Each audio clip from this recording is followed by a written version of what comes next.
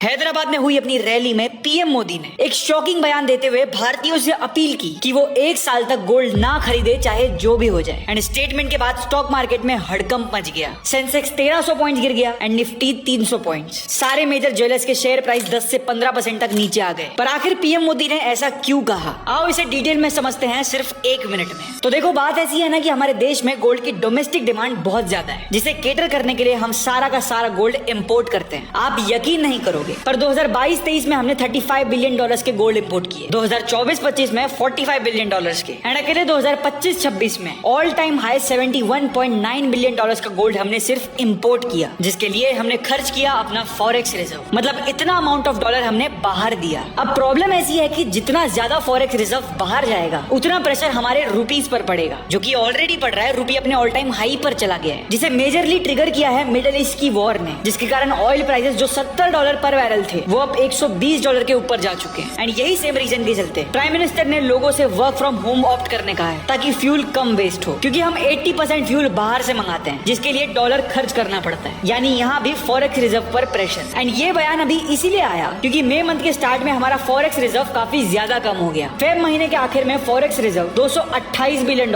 था, जो मई स्टार्ट में $690 बिलियन हो गया। अब देखो, ये कोई अलार्मिंग सिचुएशन नहीं है। इतने अमाउंट से भी 11 महीनों तक ट्रेड चल सकता है, पर रुपए की कंडीशन को देखते हुए ये स्टेप्स उठाए जा रहे हैं, जहां गोल्ड एंड फ्यूल के साथ साथ कुकिंग ऑयल का भी यूज कट डाउन करने का है, केमिकल फर्टिलाइजर्स पे भी डिपेंडेंसी कम करने बोली गई है, बाहर के प्रोडक्ट अवॉइड करने का है, एंड फॉरेन ट्रैवल भी 1 साल के लिए अवॉइड करने का है। आप नोटिस करो, इन सारी चीजों से फॉरेक्स रिजर्व ही खर्च होता है, जिसे रोकने की कोशिश की जा रही है। एंड कहीं ना कहीं फ्यूल कम करने की बात तो हमें सीरियसली लेनी ही चाहिए, क्योंकि आप नोटिस करो, वॉर के समय भी पेट्रोल डीजल के प्राइस नहीं बढ़ाए गए। वो इसीलिए क्योंकि ऑयल कंपनीज हमें फिलहाल लॉस में पेट्रोल एंड डीजल दे रही है। आप यकीन नहीं करोगे, पर ये कंपनीज फिलहाल हर दिन 1600 करोड़ का लॉस कर रही हैं। एंड मानो ना मानो, अगर ऐसा ही चलता रहा तो ये लॉस इनडायरेक्टली हमें ही बेयर करना पड़ेगा। ऑपोजिशन लीडर राहुल गांधी ने पीएम मोदी का ये बयान बाहर आने के बाद इसे गवर्नमेंट का फेलियर बताया एंड कहा कि लगता है हमारा कॉम्प्रोमाइज लीडर कंट्री सही से नहीं चला पा रहा। अब इस पूरे सिचुएशन पे पॉलिटिक्स स्टार्ट हो गई है। एंड इस दौरान तुम एक बात याद रखो कि देश और दुनिया में जो भी होगा वो आपको सबसे पहले पता चलेगा पोस्ट। फिर हर शाम 6 से 7 के बीच एक डेडिकेटेड वीडियो आएगी, जिसमें लास्ट 24 घंटों की सारी न्यूज कवर्ड होगी। एंड दिन में आपको मल्टीपल ऐसे डेडिकेटेड वीडियोस देखने मिलेंगे, जिसमें किसी एक टॉपिक की बात होगी। इसलिए मैं बार बार कह रहा हूँ, ज्यादा सोचो मत, फॉलो कर दो।